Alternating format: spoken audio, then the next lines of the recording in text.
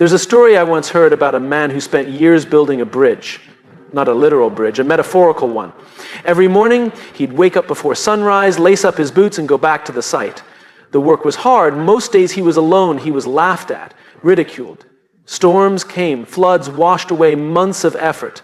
But every morning he came back and laid one more stone. And when asked why he kept going, his answer was simple: because there's someone on the other side who needs to cross. That is the power of purpose. When we talk about developing an unbreakable positive mental attitude, most people start by thinking it's about staying cheerful, looking on the bright side, or repeating affirmations, but those are the outcomes, not the foundation. If we want to talk about building something unshakable, something that holds strong under pressure, we have to start deeper. We have to begin with the question, why? Why do you get out of bed in the morning? Why do you choose to keep moving forward even when it's hard? Why does it matter that you don't give up? Most people don't know. Not really. They might say for my family or for my job or because I have to, but that's not purpose, that's obligation. An obligation might keep you going for a while, but it won't make you resilient. Purpose does. Purpose is the reason you want to show up, not the reason you have to. And it's that want to, that deep inner drive that gives rise to a mental attitude no setback can defeat. People with unbreakable positivity don't see life through rose-colored glasses. They see it fully, the pain, the uncertainty, the disappointment, and still choose hope. Still choose progress, still choose to believe there's something worth fighting for. But they don't make that choice because it's easy. They make it because they know their why. Think about a time when you were completely lost, mentally, emotionally, maybe even spiritually. And now think about what helped you find your way back. I promise you, it wasn't a quote on the internet. It wasn't some surface level motivational video. It was something or someone that reminded you of your reason, something that reconnected you to meaning. That's the core of positive attitude, meaning. We confuse positive thinking with denial, but positivity isn't denying reality, it's choosing how to respond to it. And our ability to choose to respond, not react, comes from a sense of direction. That direction is purpose. And there's a reason that in the most grueling military training in the world, like Navy SEAL Bud/S, they don't just test physical strength, they test the why. Because once your body is done, it's your mind that has to carry you. And the mind can't carry you far without a reason. The recruits who quit didn't suddenly become weak, they lost their why.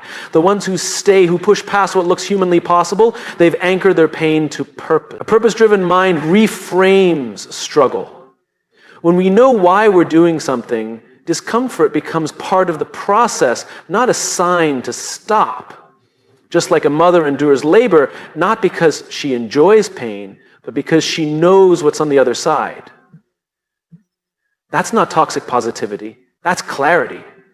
That's power. I remember talking to a teacher in an inner city school who was chronically underfunded, overwhelmed, and constantly dealing with systems that seemed designed to fail, and yet she smiled every morning. She found joy in the smallest breakthroughs. When I asked her how she stayed so positive, she said, "Because I teach him," and pointed to a boy in the back who just weeks earlier had been labeled unreachable. She had found her why in a sea of reasons to give up.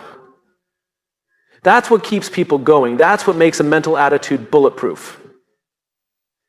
If you want to develop a truly unbreakable, positive mental attitude, you have to stop chasing motivation and start chasing meaning. Motivation is unreliable. It comes and goes with the weather. But meaning roots you. It reminds you who you are and what you're fighting for.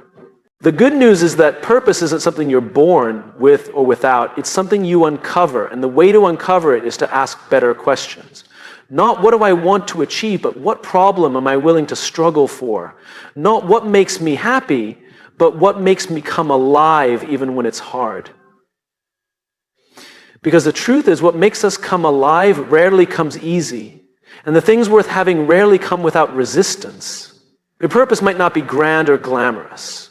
It might not be what society puts on a billboard. It might be as quiet as showing up for your little brother, as humble as helping someone learn to read, as steady as building a business that puts people first.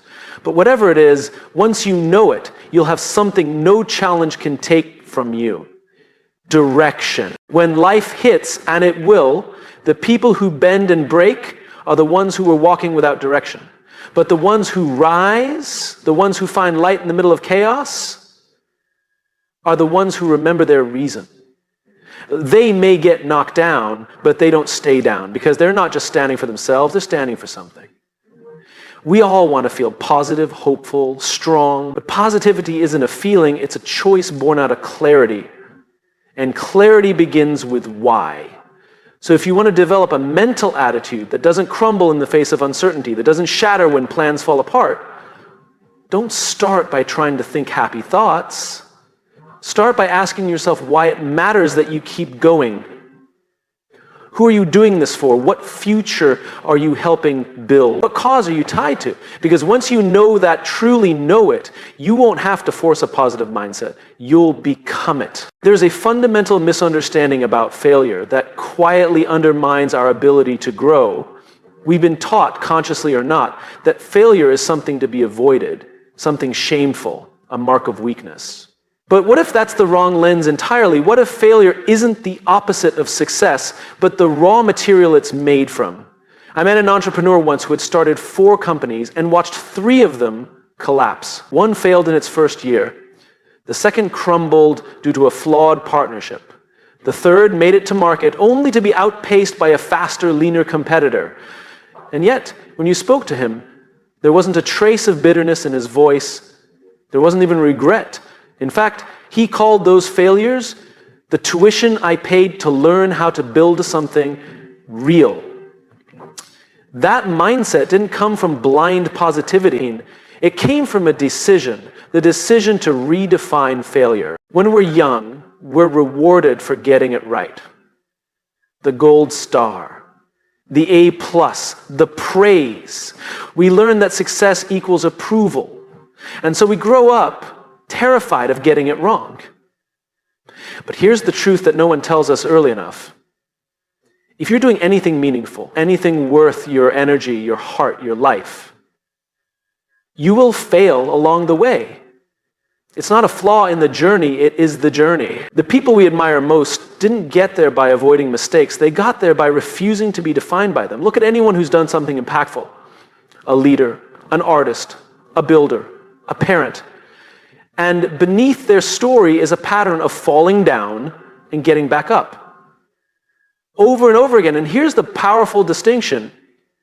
They didn't see those moments as defeat. They saw them as instruction. Failure is not the end, it's feedback. And when you treat it as feedback, you begin to extract lessons that make you stronger. That's how a positive mental attitude becomes unbreakable. Not because you never fall, but because falling teaches you how to rise smarter, more aware, more focused. Resilience isn't stubbornness, it's adaptation. I remember sitting across from a young woman who'd just been let go from her dream job. She was devastated. She'd built her entire identity around that title, that paycheck, that office, and in a moment it was gone.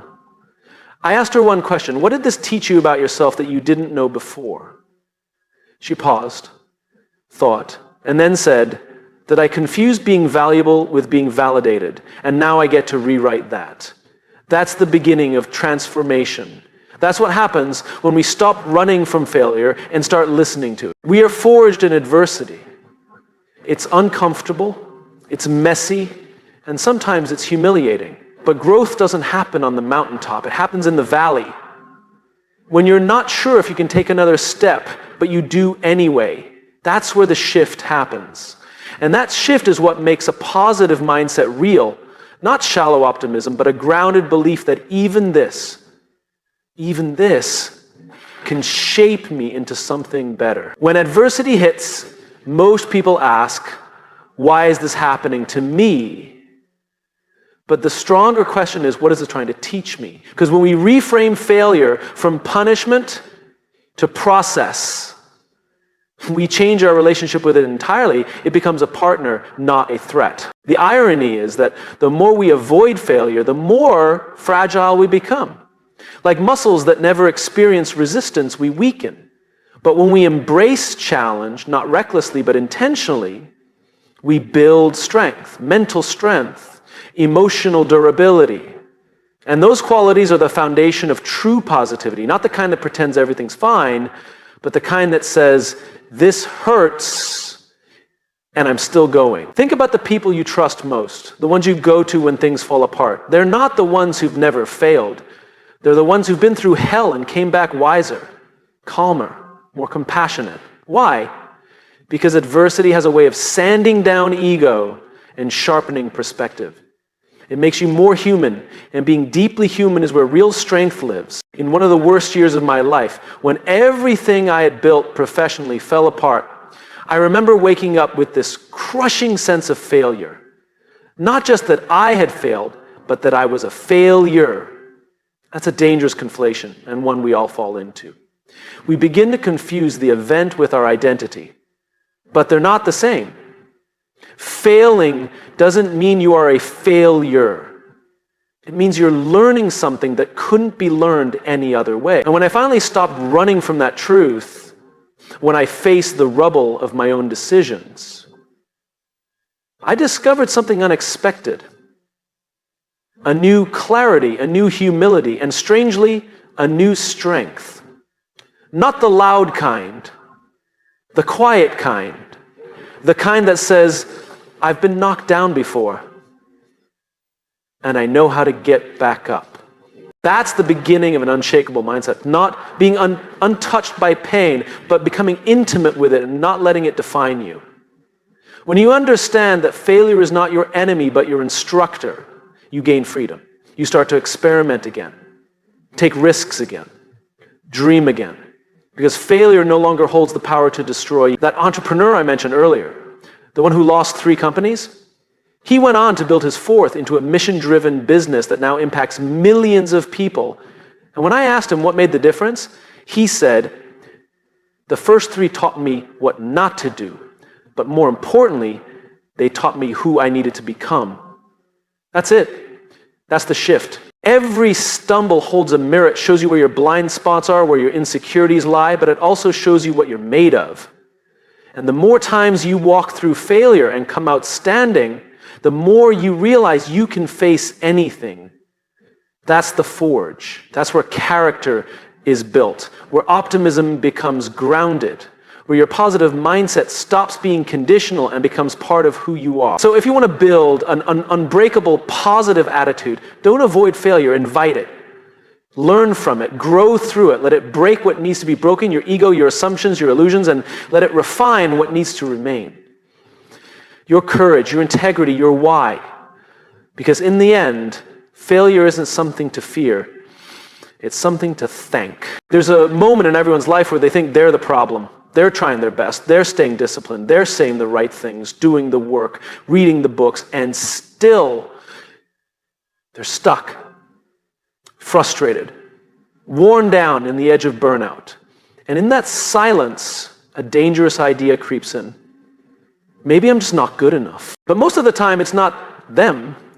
It's the room they're standing in. It's the people around them. It's the conversations they're absorbing without realizing it. The truth we don't hear often enough is this: your environment is either reinforcing your strength or eroding it. Your mindset is not just an internal project. It is built, challenged, and shaped by who you surround yourself with. If you want to build a positive mental attitude that holds up under pressure, you have to be radically intentional about your inner circle. There was a young man I mentored years ago, brilliant, talented, creative. He had a fire in him, that hunger to do something meaningful. But every time we met, he looked more exhausted. I'd ask him how his week had been, and he'd sigh. Not because of the work, but because of the people around him. Friends who mocked his ambition, colleagues who tore others down just to feel powerful, a family that encouraged safety over passion. And one day I asked him a simple question. How do you expect to stay lit if everyone around you is pouring water on your fire? That was the moment he realized something profound. Positivity is not sustainable in isolation. It needs reinforcement. And so does resilience. We talk so much about self-discipline. Grit mental toughness. And yes, those matter. But even the most self-driven person eventually breaks down if they're constantly surrounded by negativity. Not because they're weak, but because no one is immune to the weight of toxic influence over time. That's how strong minds erode.